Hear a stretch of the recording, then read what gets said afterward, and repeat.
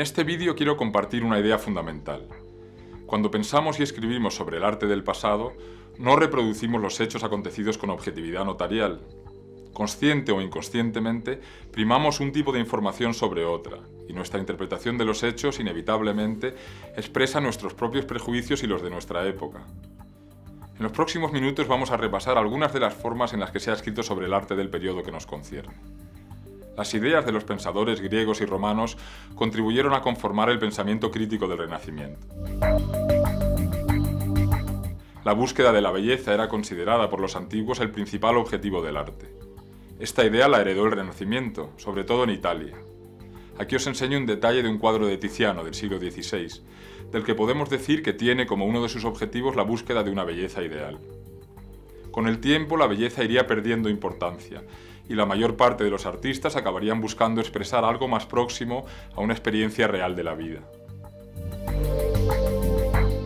Los escritores antiguos que escribieron sobre cuestiones estéticas, entre ellos Sócrates, Platón y Aristóteles, Cicerón y Plotino, fueron acuñando conceptos que valoraban y que influyeron en la historia del arte posterior, como la armonía, la proporción, la fantasía creativa, la elegancia y la vitalidad.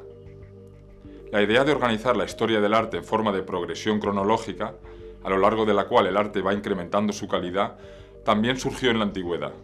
La encontramos por primera vez en la Historia Natural, una enciclopedia escrita por Plinio el Viejo en el siglo I.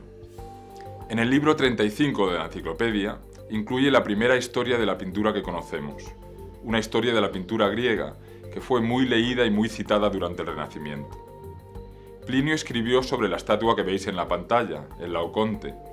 Cuando esta estatua se descubrió en Roma en 1506, se vio que tenía las 3 firmas de sus autores, como Plinio había escrito. Eso dio mucha credibilidad a su trabajo. El libro de Giorgio Vasari, Vidas de los más excelentes arquitectos, pintores y escultores italianos, que veis en pantalla y que se publicó en 1550, es seguramente el texto más citado de toda la historia del arte europeo. Siguiendo el modelo biológico, Vasari organizó su libro según la idea de que todas las cosas nacen, crecen, maduran y mueren, un modelo que tendría mucha influencia posterior. La otra contribución fundamental de Vasari, al margen de los datos concretos que aporta, es su interés en los estilos de los artistas, los rasgos personales que distinguen las obras de unos de las de otros, rasgos que son expresión de sus personalidades. Desde entonces, la definición y distinción de los estilos de los artistas ha sido un objetivo central de la historia del arte.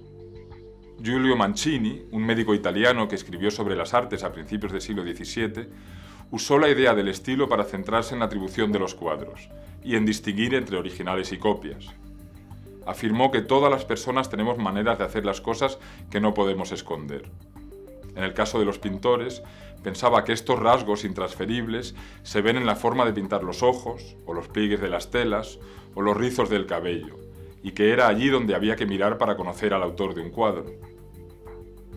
La atribución de los cuadros, la detección de obras de mayor o menor calidad y de copias y originales sigue siendo una parte importante de la profesión.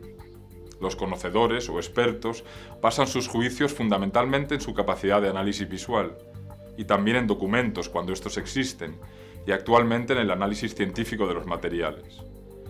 Las opiniones de los expertos a veces pueden parecer caprichosas y no es raro encontrar a charlatanes que pretenden saber de pintura. En la imagen vemos una estampa del siglo XVIII que se burla de un presunto conocedor. Le vemos analizando un cuadro negro que se describe en el texto como una oscura escena nocturna. Durante el siglo XVIII surgió una tendencia que se preocupaba menos de las personalidades de los artistas y más por fuerzas externas a las personas, que actúan como motor en la evolución de la historia y del arte. Un estilo artístico, por ejemplo, sería consecuencia inevitable del pasado y surgiría inexorablemente al margen de lo que hiciesen las personas. Winckelmann, el más conocido de este tipo de historiadores, afirmaba también que un tipo de arte era superior a otros. En su caso era un defensor del arte que más se parecía al de la antigüedad. Este tipo de juicios de valor, que también habían expresado Vasari y otros escritores, anticipa la figura del crítico de arte, una persona en quien depositamos nuestra confianza en cuestiones artísticas. La crítica de arte nunca puede ser enteramente racional, puesto que no existen normas universales y objetivas para juzgar o para hacer arte. En el siglo XIX la historia del arte se vincula por primera vez a los museos y a las universidades, y desde allí se ejerce desde entonces. Esta fue una época muy nacionalista en Europa. La historia del arte se organizó en escuelas nacionales, y los museos organizaron sus colecciones para reforzar las diferencias entre las naciones, en lugar de sus similitudes. La mayor parte de los museos siguen ordenando sus colecciones de esta forma. Es importante ser conscientes cuando acudimos a un museo de que la disposición de los cuadros responde a decisiones conscientes que priman unas cuestiones sobre otras. En museos que tienen grandes colecciones internacionales, por ejemplo, es habitual que se cuelguen más obras de artistas locales o que ocupen los lugares más importantes. En los siglos XIX y XX, algunos conceptos tratados de forma tangencial por historiadores anteriores ganaron importancia. El estudio del arte, en el que los elementos formales reciben especial atención, se conoce como formalismo. Surge de la impresión de que las formas tienen vida autónoma, de que evolucionan siguiendo una lógica que les es propia. Pensar en el Laoconte que veis en la pantalla, como si fuese una combinación de formas abstractas. Si las pudiésemos hacer hervir, por ejemplo, se transformarían en otras formas diferentes. Esta impresión de que en una forma está inherente su transformación en otra diferente es la que da origen al punto de vista formalista. Otro concepto que se generalizó en el siglo XIX es la idea de que el arte refleja el espíritu o la mentalidad de una época. Pensar en este cuadro de Peter Bruegel el Viejo, por ejemplo, como el reflejo de una época en la que el temor a la violencia y a la muerte definían la mentalidad colectiva. Otras cuestiones que han interesado a los historiadores del arte durante los siglos XIX y XX son el estudio del contexto en el cual se produce el arte y en el que se insertan los artistas, el fenómeno de la transmisión de los estilos artísticos y la recuperación del significado original de los cuadros. A partir de finales del siglo XIX se han escrito la mayor parte de los catálogos de los principales artistas del Renacimiento y de los siglos XVII y XVIII. Conocer en profundidad toda la producción de un artista era una labor colosal en una época en la que no era fácil viajar ni existían reproducciones fotográficas de calidad. La catalogación de obras de un determinado artista está sujeta a constante revisión, a medida que surgen nuevos datos y nuevas herramientas para estudiar los cuadros.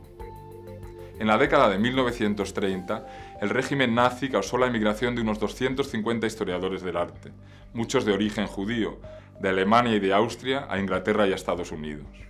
Desde entonces, las universidades y museos de esos dos países han centrado los principales debates que se han dado en la profesión.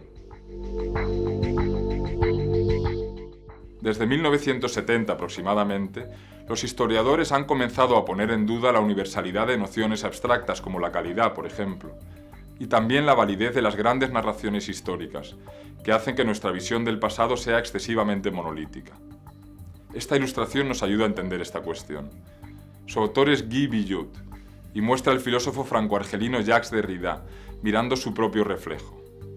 Derrida fue el principal exponente de la corriente de pensamiento conocida como la deconstrucción, que busca comprender y, en su caso, desmontar la forma en que construimos el conocimiento y dotamos de significado a las cosas. En la ilustración vemos que la imagen perfecta que se ve en el agua es engañosa. No refleja la compleja y fragmentada realidad que está ante ella. Se puede entender como una metáfora de una historia del arte que ha convertido una realidad muy complicada en una narración excesivamente simplificada, sin fisuras. En las últimas décadas, la historia del arte se ha vuelto más sensible a esta realidad fragmentada y compleja. Somos más conscientes que antes de la enorme variedad de circunstancias que han condicionado la producción artística y del hecho de que muchos sectores de la sociedad han tenido poco protagonismo en la historia del arte. Las mujeres artistas son un ejemplo. Este cambio debe de servir para que la historia del arte sea más relevante para más personas. La historia del arte permite tantos puntos de vista como seamos capaces de imaginar. Es una herramienta difícilmente superable para conocer las ocupaciones y las preocupaciones de las personas y su devenir por la vida y el mundo a lo largo de los siglos. Personalmente, mis intereses han ido cambiando a lo largo de los años y seguramente continuarán haciéndolo. La preparación de este curso ha coincidido con una fase en la que me interesa explorar la capacidad del arte de la pintura para elevarnos y para enriquecer nuestras vidas. Solo la contemplación directa de una obra de arte produce este efecto. El poeta francés Yves Bonnefoy ha escrito que cuando se encuentra delante de una obra de arte mediocre, se siente como en una cita a la que la otra persona no ha acudido. Esta idea sirve, por contraste, para ayudarnos a comprender el poder del arte, la fuerza de su presencia, la atracción casi física que ejerce sobre nosotros. Pensar en las razones por las cuales el arte os interesa a vosotros.